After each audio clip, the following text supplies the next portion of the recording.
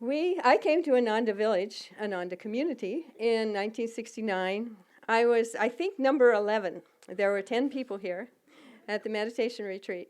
And we hadn't yet bought, or we had bought, but we hadn't yet moved to what is Ananda village, where the part that you see when you go down to the road, and from there on out into the hills. And that's Ananda, that was the next property that we had. And on July 4th, we, in fact, some of us moved to that property as well. But we were a group of people who you might say were full of enthusiasm, full of energy, willingness, and not very much focus. We we were young. Most of us were young and single, barely out of college or still of that age, and looking for, as Nandi put it, looking for adventure. Looking for adventure, but also a way to serve. We somewhere along in our careers so far, we learned that service was really uplifting, was energizing, was expansive, and we knew that. And we were looking for a way to serve, as well as something that was interesting and unique and unusual, and not like all the things that all other people were doing. We wanted to do something different. And this was an completely different place. This is a completely new thing. Nobody was doing anything like this in 1969 except us. And that's what drew very many of us to Ananda at that time. We also didn't know it then, but we were drawn to our soul friends. We thought we were coming to some place and we were curious and this looked interesting and all of that. But we didn't know this. Our soul friends were here. And we were here all coming together to be together for this mission. We had no idea what a great mission it was going to be. We thought it was just a little place in the woods. Many people had not even read the autobiography of a yogi when they came. They heard about it. I don't know how some people heard about it. Devi, you came all the way from St. Louis. How did you know? Swamiji didn't advertise. Oh, he wasn't on TV.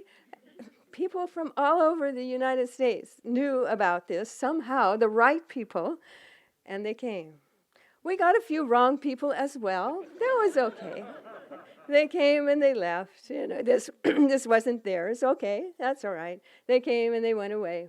But those that knew in their hearts that this is home, this is my spiritual family, these people had commitment.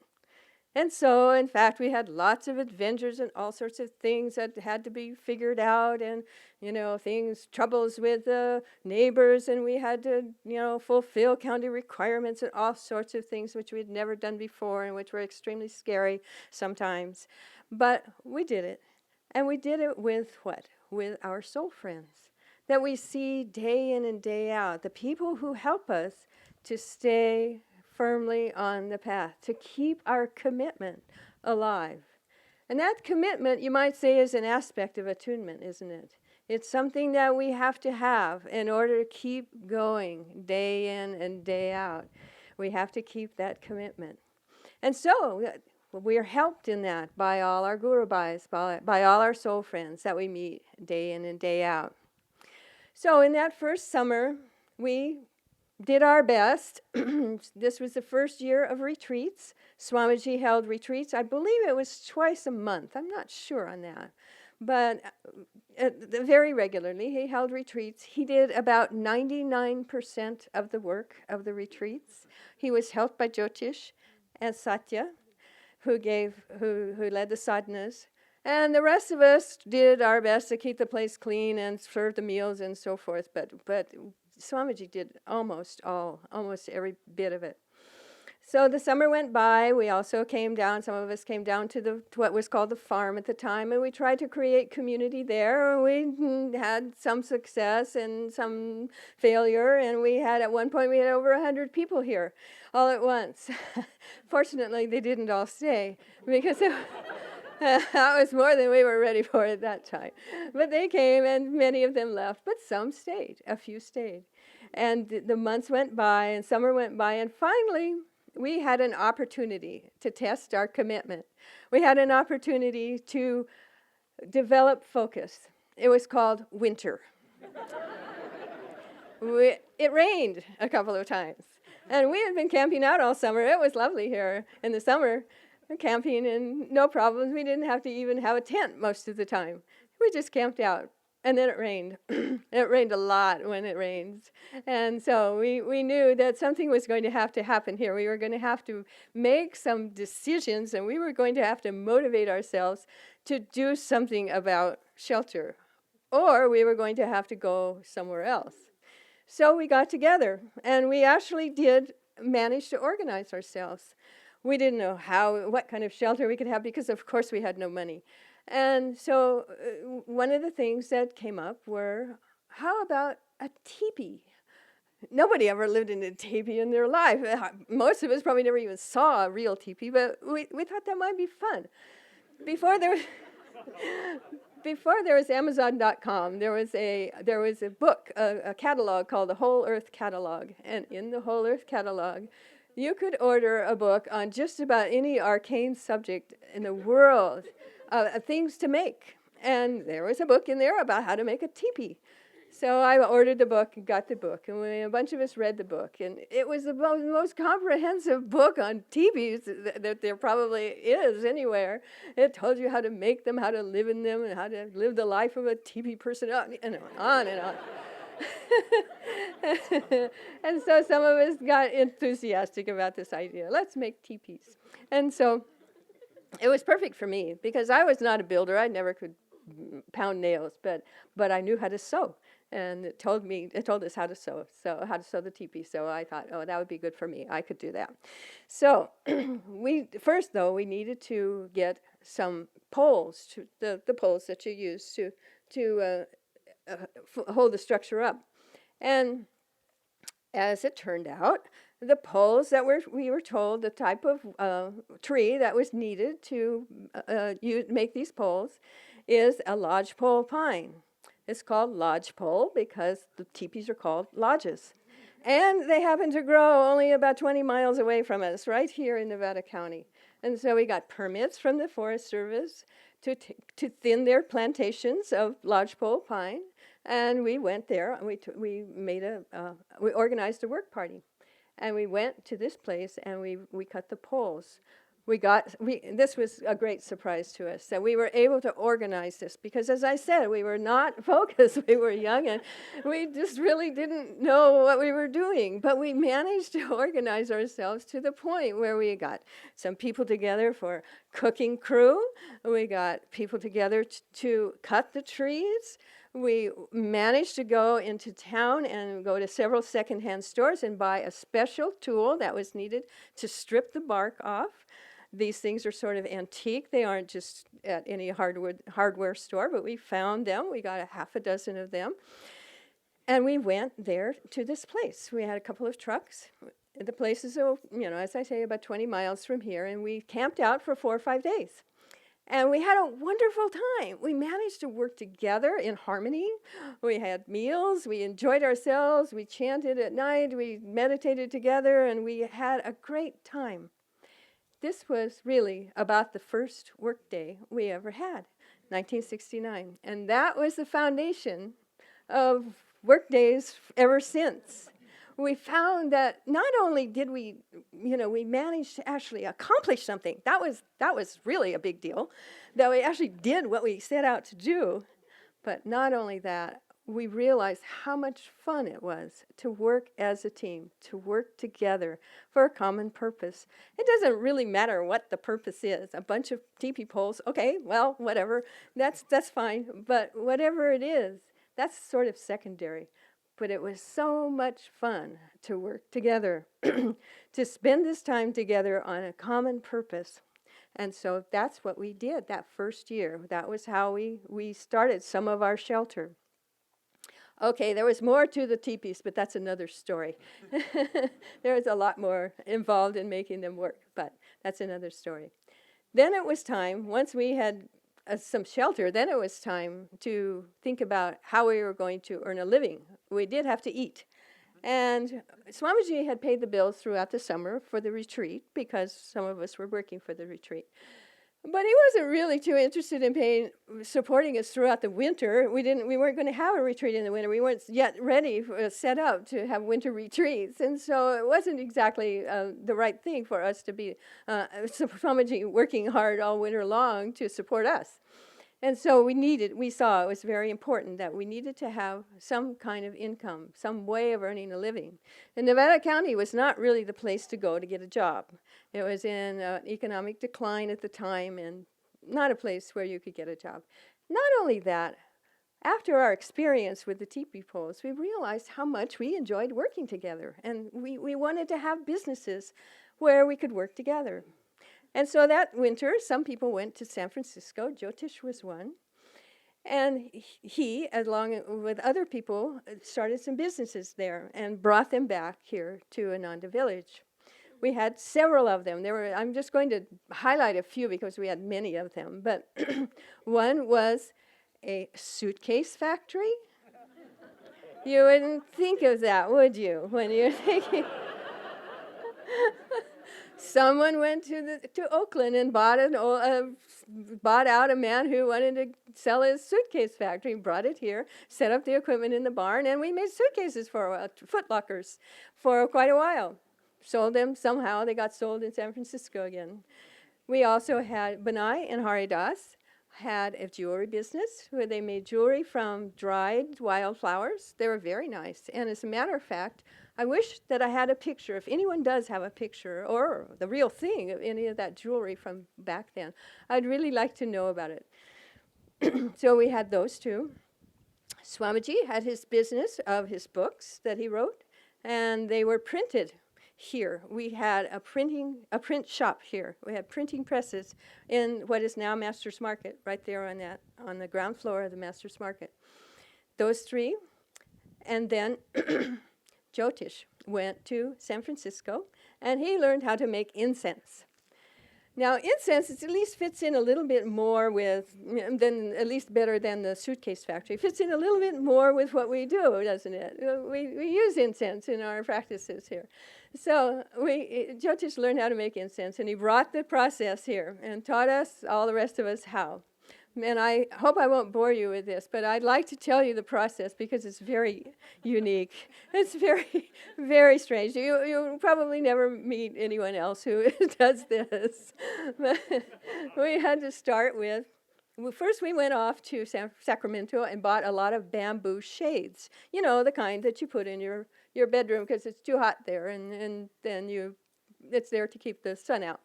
So the bamboo shades then after someone had carefully sewn them all together and somewhere, now we took them and carefully took them all apart and took the bamboo sticks, cut them to the right size, and then we had a start. We had a beginning.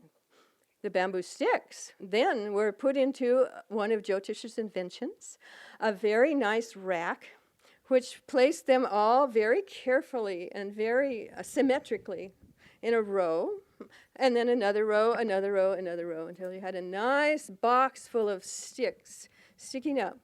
It was beautiful. You know, it sounds like nothing, but it was actually beautiful. And I wish that Barbara had been there then to take a photo, because it was really symmetrical and beautiful. But no, I don't suppose there is a picture anywhere. Then the sticks were then dipped into a vat of goo, black goo, which was made from charcoal and something sticky, I don't know what. And the man who's designated as the one to make the goo, I know that he must have a special place in heaven waiting for him, because he was usually covered with the black goo, because it splattered everywhere when it got mixed. And it was all over the shop where we worked, and it was all over him. And I bet the place that he's going to be is really, really clean. And it probably doesn't smell either, because he also dipped the sticks in the scent. And you always knew when Bamal was coming. You could smell him really well. At least he smelled good. And so that was our process of making the incense. And then, of course, we had to put them in the bags and do an assembly line to put them all together and get them ready to go on a stand and then go off to the distributor. But the interesting part was the actual making of the incense sticks. And so we did that for many years, many years. I don't know how long that we did that. We finally got to the place where we bought the sticks already made, and Bamal didn't have to be black all the time, covered with black goo. But it took a long time before we got to that point. And it was fun, though. It was fun. We got to work together. We got to be in a place with other devotees. Our gurubhais, our soul friends were there together with us. And so we had that opportunity to be right in this environment day in and day out without having to go out somewhere else and then come back and try to recharge our commitment. We could be right here working together with others. Others of like mind, others our soul friends. We could be right here with them. So we could chant together as we worked, and we could meditate before we started work, and all of these things. This was a great help to us. We also found that we had spent enough years at a low income that many of us were beginning to think that we were poor. This was not a good idea, not a good way to think, that we were poor. And over time we realized that the way, with Swamiji's help, with Swamiji's encouragement, we realized that the way to get out of that is not to keep contracting, just as we are always saying here. Don't keep contracting, save more money, try to put money away, don't spend money. Instead, give some of your money away.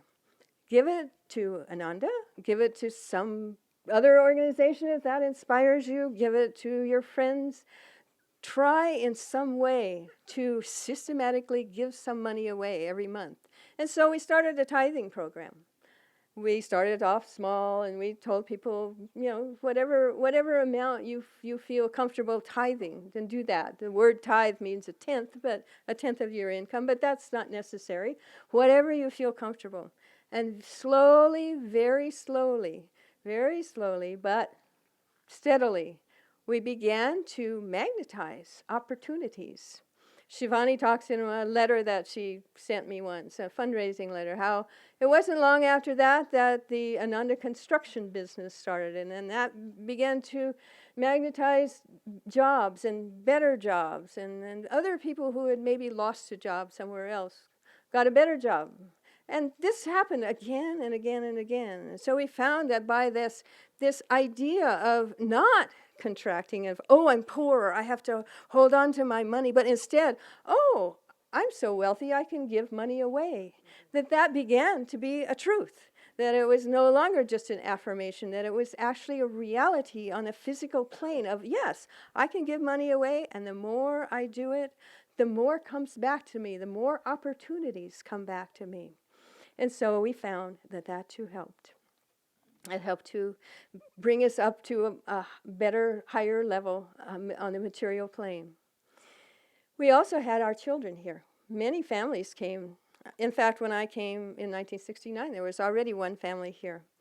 And so we needed some schools. Again, for the same reason, we wanted children to be in an environment, a school environment, where they could be with other people of like mind, like ourselves.